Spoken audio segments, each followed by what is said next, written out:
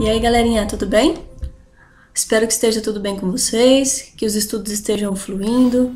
Hoje a gente vai dar aí continuidade à aula 9 da apostila. Então você vai precisar do seu caderno, da apostila de matemática fundamental. Nós vamos realizar os exercícios juntos aqui. Eu vou dar um tempinho para que você resolva sozinho, tá? A sua participação é muito importante. Nossa aula é dinâmica, uma aula de exercício. Então eu preciso que você participe, tá? Então hoje a gente tem a aulinha 9, ó. Ela fala sobre números racionais. Não é novidade, você já conhece os números racionais, sabe como é que funciona, mas a gente vai lembrar um pouquinho como é que é isso, tá?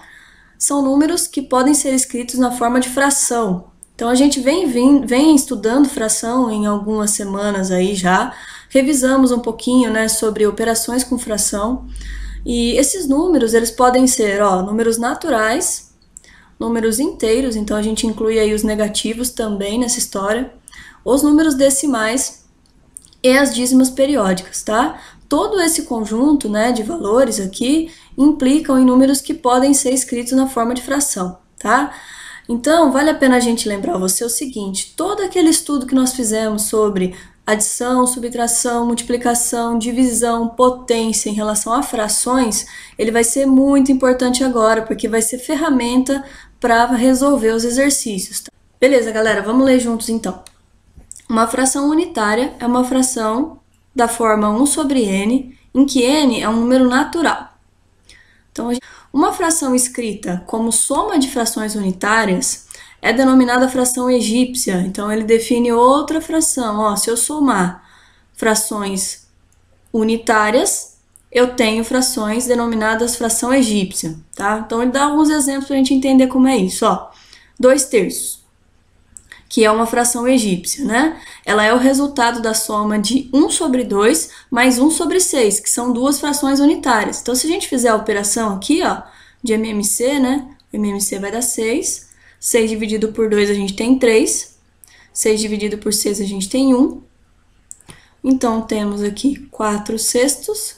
Se eu simplificar tudo por 2, ó, eu tenho lá os 2/3, que era a fração que ele chamou de fração egípcia, tá? E assim sucessivamente, ó, mais um exemplo aqui. 5/11 é igual a 1/3 mais 1/9 mais 1/99, tá? Aí a questão é, a soma 1/3 mais 1/8 mais 1/60 é a representação egípcia de qual fração? Beleza, gente? Dá uma pausa e tenta resolver. Vamos lá. E aí, conseguiu? Então, vamos fazer junto? Basicamente, o que a gente tem que fazer, ó, se a fração egípcia que eu estou procurando, né, que é a representação egípcia da fração, ela é a soma dessas três aqui, então não resta outra coisa para a gente a não ser somar, né? Então, vamos fazer essa equação aqui, essa sominha. Vou colocar os números aqui embaixo. Então, a gente tem 1/3 mais 1/8 mais 1/60. Nesse momento, entra em cena aí o nosso antigo amigo MMC, tá? Quem não sabe resolver o MMC ainda, eu vou resolver aqui do ladinho pra gente ter essa recordação aí, tá? Então, 3, 8 e 60. Lembrando que isso aqui é importante saber, ele vale para um monte de processos matemáticos que a gente resolve, tá bom? Então, MMC é um conceito importante, tá? Se ainda restar dúvida, presta bastante atenção em como a gente resolve ele, tudo bem? Vamos lá. Primeiro eu vou dividir por 2, tá? Tanto faz aqui, na verdade, né? Como a gente não vai ordenar os números, então não faz diferença começar por 2, por 3, mas aqui por um padrão eu vou começar por 2, tá? Deixa eu só aproximar um pouquinho aí. Então, 2 por 3 não vou dividir, copio 3. 8 por 2 vai ser 4. 60 por 2 vai ser 30.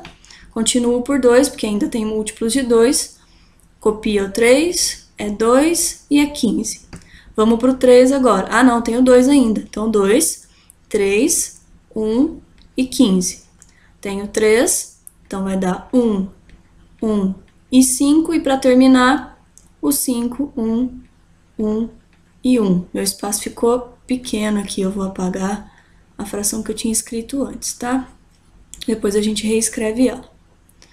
Muito bem. Aí, lá no MMC, como a gente descobre o resultado? Ó, a gente multiplica todos os números que a gente encontrou. Isso vai dar 120, se você fizer a multiplicação. Tudo certo? Então, o MMC entre 3, 8 e 60 é 120, tá? Existe a possibilidade de você fazer isso de cabeça, não precisa resolver a conta. Mas, quem quiser, aí tem o processo mais rápido, né, que é o MMC, tá? O mais efetivo, né? Ele não dá errado nunca, tá? Então, vamos lá. Escrevendo as frações de novo aqui. Então, a gente tem 1/3, mais 1/8, mais 1/60. Isso representa para a gente, agora com o MMC, um denominador único com 120 aí de resultado, tá? Dividindo fração por fração, a gente tem 120 por 3, isso vai dar 40. 40 vezes 1, 40. 120 por 8, a gente vai ter 15. 15 vezes 1, 15. E 120 por 60, a gente tem 2, então 2 vezes 1 dá 2, tá? Detalhe importante que muita gente erra nesse momento. Ah, eu devo cortar ou não devo cortar o 120? Não posso cortar. Por que não? Eu não estou fazendo uma equação. Eu não estou colocando o 120 dos dois lados da equação. Eu só posso cortar se ele tiver dos dois lados. Então, aqui mantém o 120. Nós estamos fazendo operação com frações, tá? Então, não corta. Então, copia aqui o 120.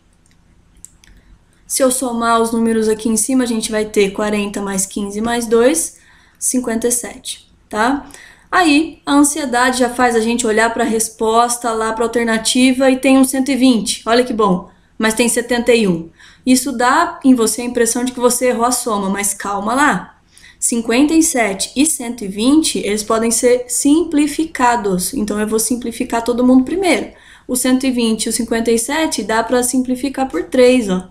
Divide tudo por 3. Muito bem. Na dúvida, se você é divisível ou não por 3, se esse número é divisível por 3, é só a gente somar aqui, ó, o 5 e o 7.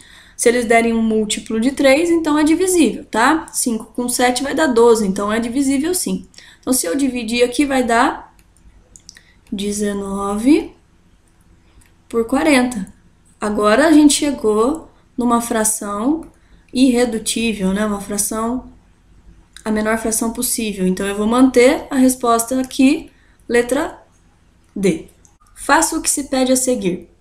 Para que a fração 3/8 não se altere ao multiplicar o seu numerador por 5, deve-se somar ao seu denominador quantas unidades? Então, muita calma nessa hora.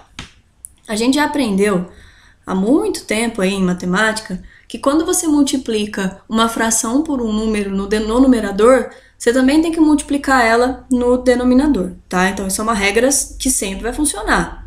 Só que aqui ele está tentando te enganar, ele está tentando usar duas palavras que não combinam muito, né? Se eu tenho que multiplicar o numerador, por que eu tenho que somar o denominador? A princípio não faz muito sentido. Ele está tentando te confundir. Então, a primeira coisa que a gente vai fazer, o que você sempre fez. Vamos manter o padrão, tá? Eu vou copiar aqui 3/8. 3/8 vezes o 5 que ele está falando, tá? Só que você já sabe que se eu multiplicar o numerador por 5, eu tenho que multiplicar o denominador também por 5. Então, isso aqui vai me dar uma fração, ó, 15/40, certo? E vamos deixar ela assim, tá? Então, atenção. Se você sabe que isso aqui é o padrão, que eu sempre tenho que fazer isso, então vai dar 40 no denominador, isso é fato. Só que aí é que tá a esperteza do exercício, ó. Ele pede para que você pense o seguinte, se eu multiplicar 5 o numerador e 5 o denominador, eu não altero a fração. É isso que a gente está tentando, não alterar. Para não alterar a fração, quanto é que eu tenho que adicionar nesse 8 aqui, ó? Eu tenho que somar o quanto falta para chegar no 40. Então, eu vou fazer mais 32, tá? Para quem ainda não entendeu, o resultado tem que ser 40 no denominador, portanto, eu tenho que fazer 8, que é o que eu tinha antes, mais o 32, que é o que vai adicionar se eu multiplicar tudo por 5. Tudo bem, gente? Então, a resposta é essa aqui, ó, letra E, 32 unidades. Facinho, né?